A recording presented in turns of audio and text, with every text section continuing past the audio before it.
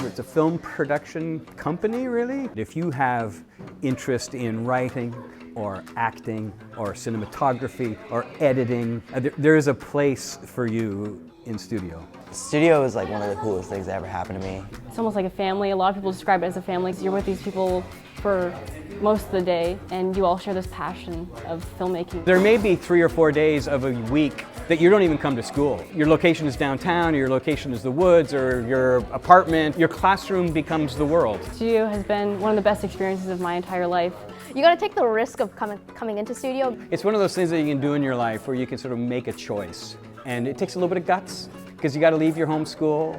You got to sort of decide that your heart and your passions are important enough to take seriously. You see any appeal in what studio is about, then you're probably gonna like it.